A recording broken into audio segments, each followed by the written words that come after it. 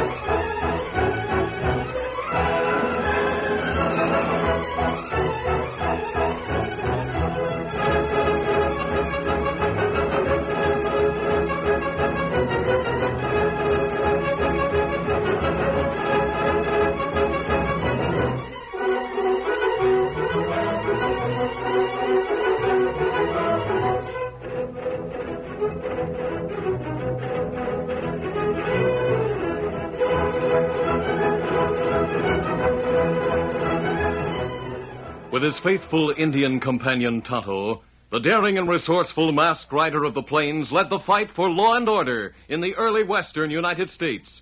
Nowhere in the pages of history can one find a greater champion of justice. Return with us now to those thrilling days of yesteryear. From out of the past come the thundering hoofbeats of the great horse Silver. The Lone Ranger rides again. One Silver! Let's go, big fellow! I'll Silver! Away!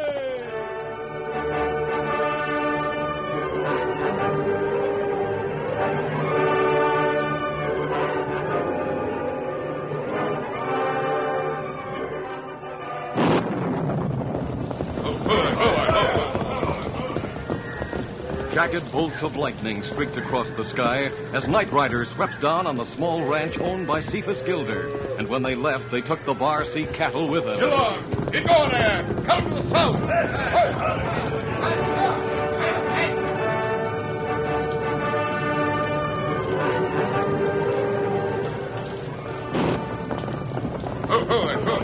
Right up! All right, get the rest of them into the corral.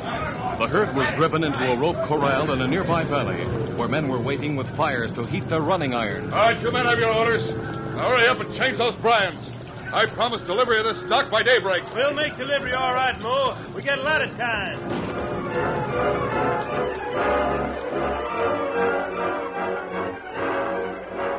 The rustlers were headed by the Barton brothers, 3 in number, who had settled in the town of Sagebrush in the heart of the cattle country. They had achieved power and influence as well as money in an incredibly short time. It was generally supposed that cattle stealing played an important part in their progress, but this could not be proved. Everyone, including the sheriff, found himself helpless against Mo Barton and his brothers Jake and Hank.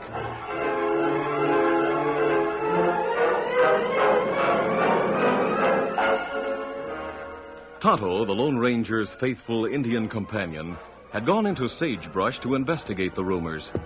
The masked man was waiting in camp. When he saw Tonto returning, he knew that he had brought news. I wouldn't push his horse at that pace unless he'd found trouble. We'll saddle up, Silver. Steady, boy, easy. Oh, Scout, fella. What is it, Tonto? There's plenty trouble, Kimosabe.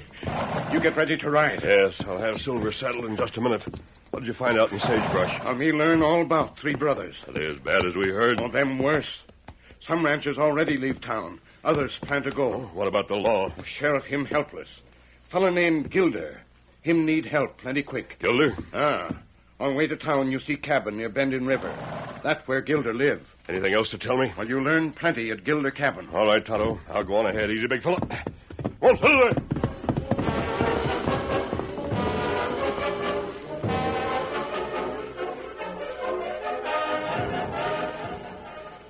Cephas Gilder had known happiness in his small cabin near the river bend. But that was before the coming of the Barton brothers. Hunger, discouragement, and defeat were the dominant forces in the Gilder home. Anne, I've thought it over from every angle. Cephas, please. I've sat for half an hour, just like I promised. But instead of being calmed down, I'm madder than ever. Look at Billy there, sick and hungry. Look at you, starving. Cephas, I'm not starving, and it isn't hunger that's wrong with our boy. Billy is sick. Of course he's sick. But the right food would help. I tell you, Ann, Mo Barton is trying to lick me.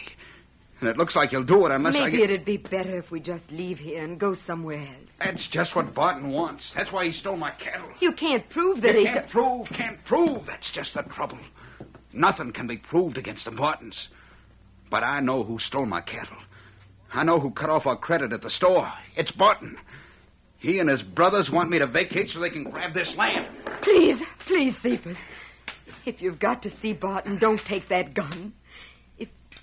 If you're unarmed, he can't shoot you. He's been asking for a showdown, and he's going to get it. I'll call on him in his cafe. No, please. Oh, Cephas. If he could only realize that one man can't beat the Barton brothers. Mother. Oh, Billy. You're awake. Mommy, where's Daddy going? Why, he's gone into town, dear. He had some business to take care of. Now, how do you feel after your nap? I guess I'm all right. But it's so hot here. It's not too hot, Billy. It's just your imagination. Why, it's cooler today than it was yesterday. I'm hot. I can hardly breathe. I'll fix you some broth. I'm not hungry. I hear a horse. Maybe your father's changed his mind.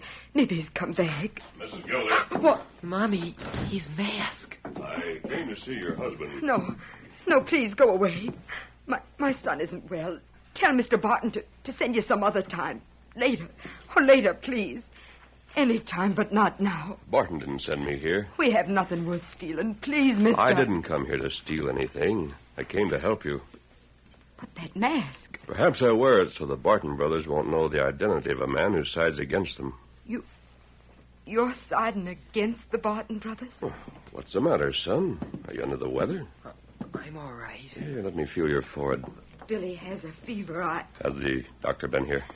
There is no doctor in Sagebrush. I'm all right.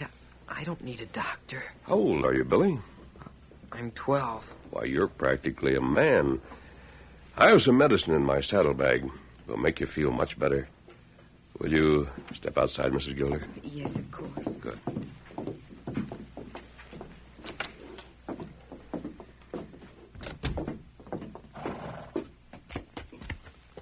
Do you think Billy is seriously ill? Here's the medicine. Give Billy a teaspoonful of it right away. I'm sure it will help. I don't understand you, mister. An Indian is on the way. He's my friend. He'll stay with you and Billy. But who are you? I came to find out about the Barton brothers. I'd heard that they were trying to take over this community, and I wanted to learn if that was true. It's true, all right. I'd like to talk to your husband. Cephas. Oh, my sakes alive. I forgot about poor Cephas. He's gone into town. He'll be shot. Shot? He went to the cafe to have a showdown with Mo Barton and his brothers. Barton's own cafe? Yes. When Tonto comes, tell him to stay here till I return. Steady, Silver. Easy, big fellow. Where are you going? To Barton's cafe. Come on, Silver.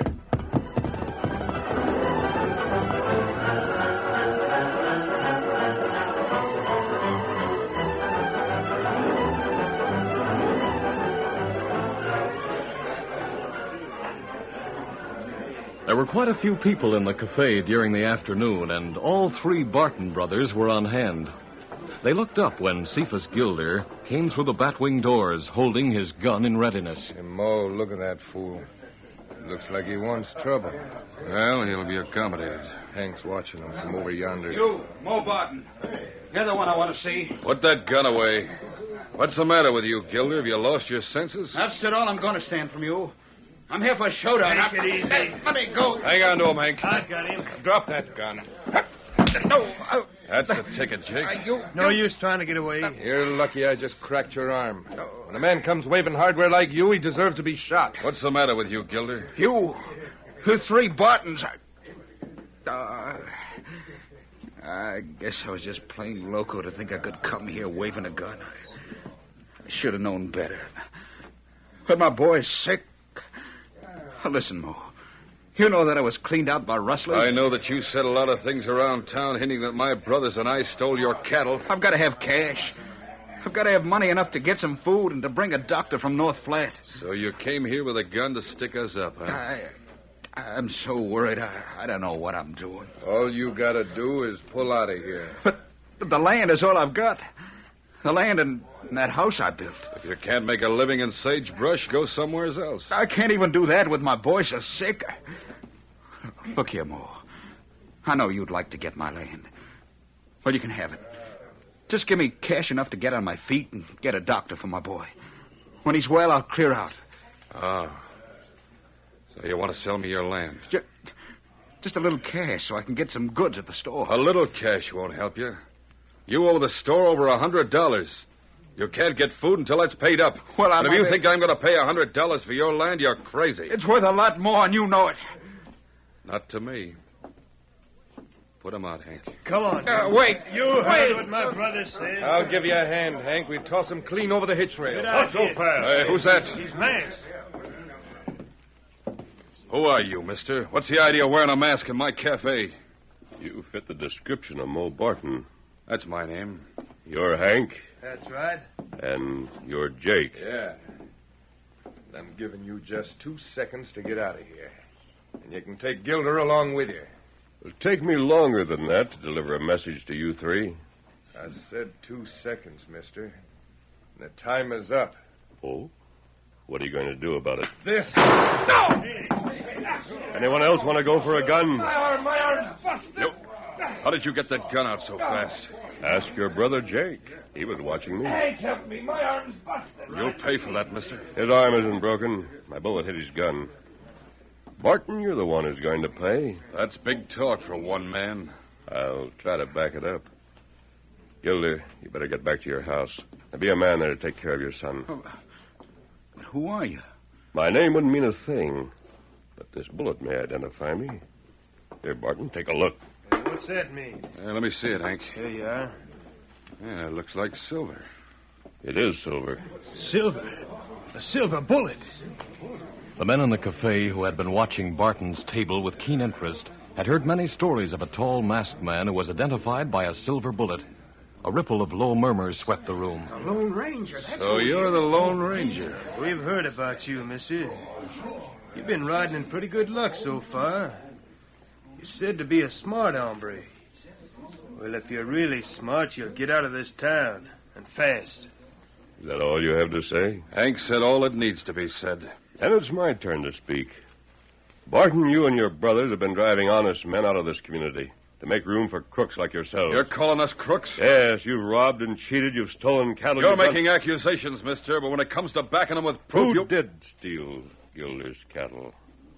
Anyone will tell you there's been rustlers working around here. And you don't know anything about it. Of course not. You don't know where the Gilder cattle was taken? How would I know? You'd better know, Barton. Because if Gilder's cattle isn't back on his land by sunrise, we'll meet again. All the rest of you men, you heard what I said. I'm giving Barton until sunrise to return the stolen cattle to Gilder. Go on, Gilder. Walk ahead of me. I'll ride back to your house with you. But I Get don't... going. I wonder if one of you men is going to try a shot at my back when I leave this place. I doubt it. Hank, you've got a gun. No, I'm not taking any chances, Mo. Anyway, he's already outside. Run up to the door and throw a bullet into his back. No, not me. It's too dangerous. He's a Lone Ranger.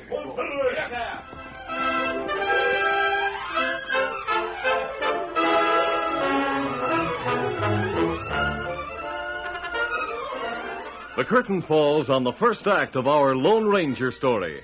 Before the next exciting scenes, please permit us to pause for just a few moments.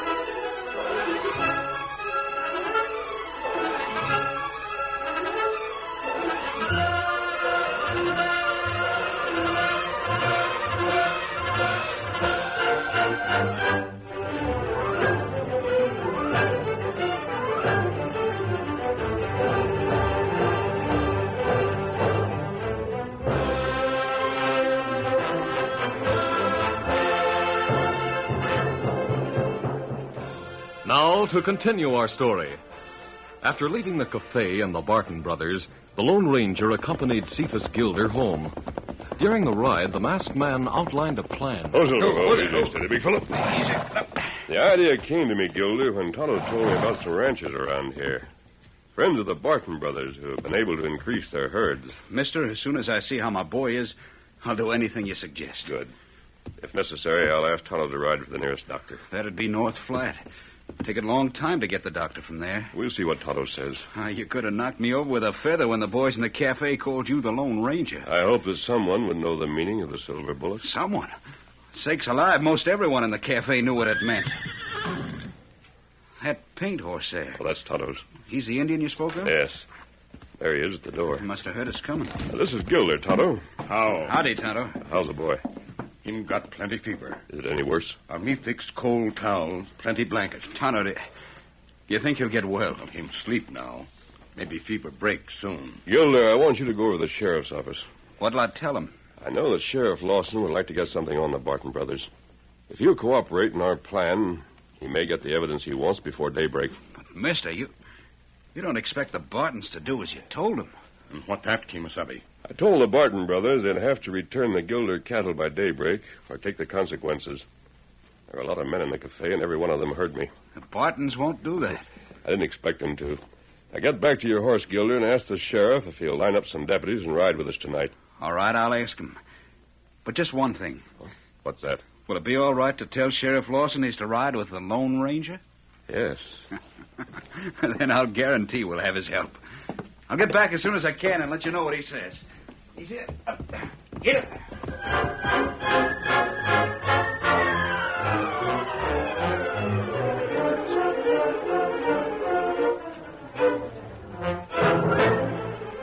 Tonto had made a fairly complete investigation in the vicinity of Sagebrush and had gathered information upon which the masked man based his plan. That night after dark, a party of horsemen moved across the plain. The sheriff rode between Gilder and the Lone Ranger. A group of riders, all sworn in as deputies, were close behind. Rein up right here. Rein up, boys. Why are we stopping here, mister? Sheriff, this is where we go into action. Well, right over yonder in the valley is a box old ranch. That's right, Sheriff. The owner is a friend of Mo Barton. His name's Grogan, Sam Grogan. He's an ornery critter. Tonto reported that Grogan recently doubled the size of his herd. He did.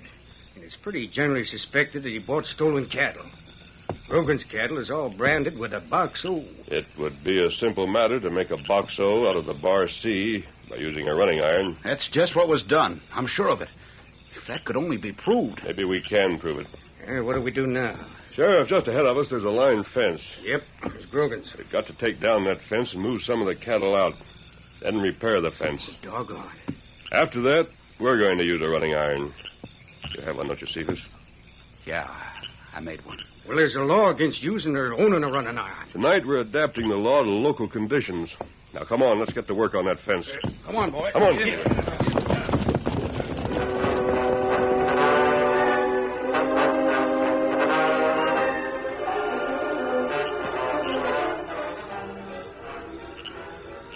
At the line fence, two of the sheriff's men stepped forward with wire cutters, snipping the wire. There's one strand cut. All right, get the other. That's it.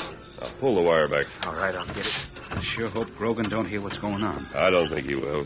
His house is a long way from here. Come on, boys. Let's get that cattle. Come on, Silver. Yeah.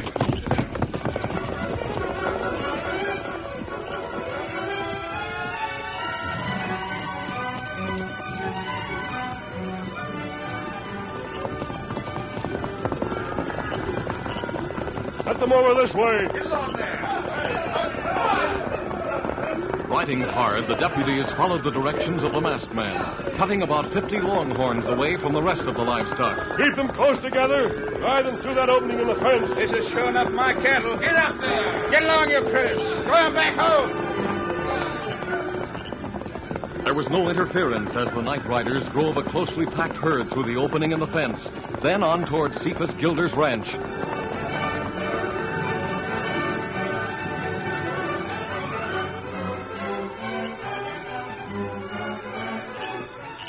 When When the small herd was back on Gilder property, the sheriff and his men built fires, heated a running iron, and went to work with dispatch to help Cephas enlarge and change the already altered marks of identification on the Longhorns. The Lone Ranger, meanwhile, kept a sharp watch in the direction of Sam Grogan's spread.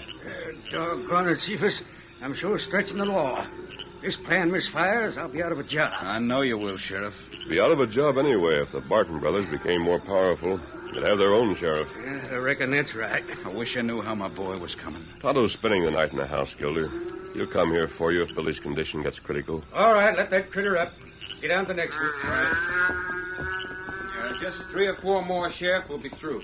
Hey, you watching for Grogan? Yes, Sheriff. There's been no sign of him or his men. We must have got away from the Boxo without being heard. Grogan will miss his cattle in the morning. That's when you can look for him, Cephas. I just hope things work out. Oh, wait a minute. Someone's coming.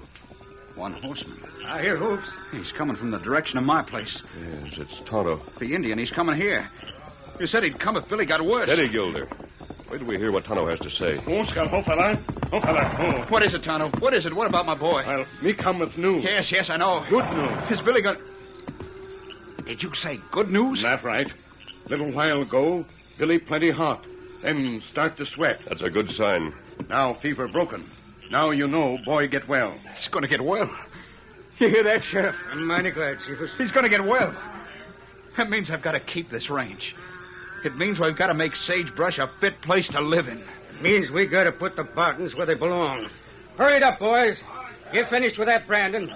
Then we'll see what happens when Sam Grogan comes here in the morning.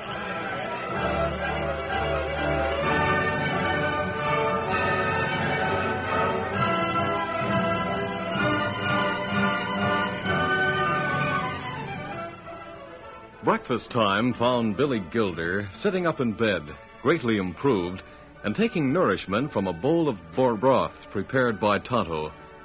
Mrs. Gilder was serving breakfast provided by the Lone Ranger to her husband and the sheriff, as well as the masked man. Pass your cup, Sheriff. I'll warm up your coffee.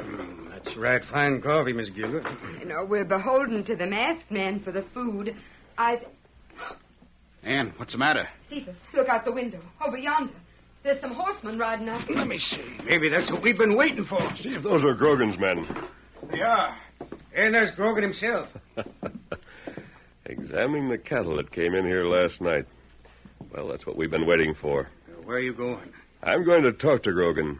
When he leaves here, he'll head for the home of the Barton brothers. And that's my cue. You know the plan? You bet I do. You can count on me for my part. Gilder, you stay right here at home with your boy. You won't be needed at the showdown. Gosh, Ann. What did we ever do to deserve the help of the Lone Ranger?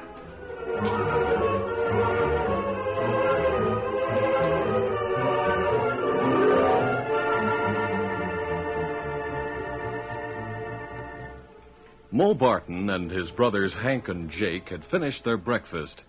They lingered at the table. Confound it, Hank.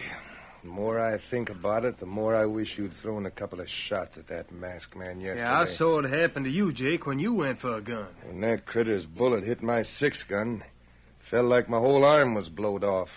My hand's still lame. Yeah, you're lucky you got a hand. Hey, Mo, what do you suppose he meant by telling us we better return the Gilder cattle? I don't care what he meant. Think he can make trouble for us? How can he? Would have made trouble if we had returned the cattle. That would have been the same as confessing we stole it. Maybe that's what he hoped would happen. Speaking of the Gilder cattle, I just saw Sam Grogan pass the window. Is that who reined up? Yeah.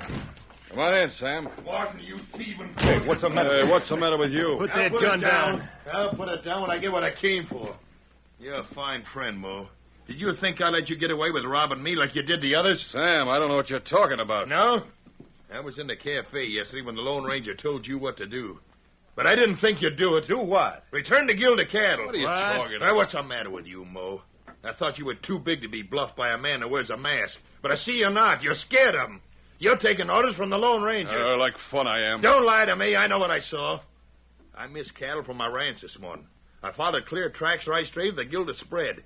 And I recognized my own critters. The ones I bought from you. With your Boxo brand? My Boxo brand. The Boxo's become the double box Lazy 8. I never heard of it. Well, it's a brand, and it's registered. And Gilder owns it. Grogan, you're barking up the wrong tree. This is all news to me. Save your lies for the sheriff. You made my brand in the double box Lazy 8. Just the same as you made the Bar C into a box O when you sold that stock to me. You sold me Gilder's cattle. It was stolen cattle. And you knew it was stolen cattle. How was I to know? Why, you four-flusher. You knew you weren't getting honest cattle for the price you paid me. You knew it was stolen cattle when you bought it. And you're dead wrong when you accuse me of taking it away from you and running it back onto the Gilder private. Who's right, Grogan? There's a mistake someplace. You bet there is. Hey, that's a sheriff. There he is, over there, that window. Close in, boys. Sheriff. Hey, what is it? What are you here for? We came here to see what Sam Grogan would have to say. We heard plenty. At last, we got evidence against you, Barton. What do you mean? Evidence? You too, Grogan. You can testify in court against him. You can go on trial along with him. As being a receiver of stolen cattle, aiding and abetting crooks, being an accessory after the fact. That's law. It's a frame-up. We never stole Sam Grogan's cattle. You stole Gilder's. I just took it back to him with the Lone Ranger helping me. Now I savvy. It was a frame-up from the start. He knew we wouldn't return the cattle. But he figured that Grogan would know you as being yellow hounds. And figured you'd stolen them back. We got you and at last as evidence. Now, by Juniper, this town will be cleaned up. Honest men will be in charge again. That's the way the Lone Ranger does things.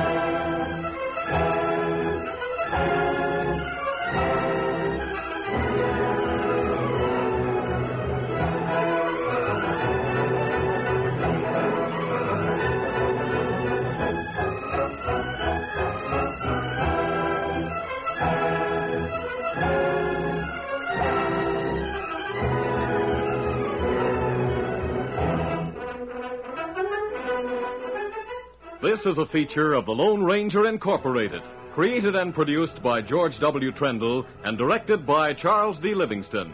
Tonight's story was written by Fran Stryker. The part of the Lone Ranger is played by Brace Beamer.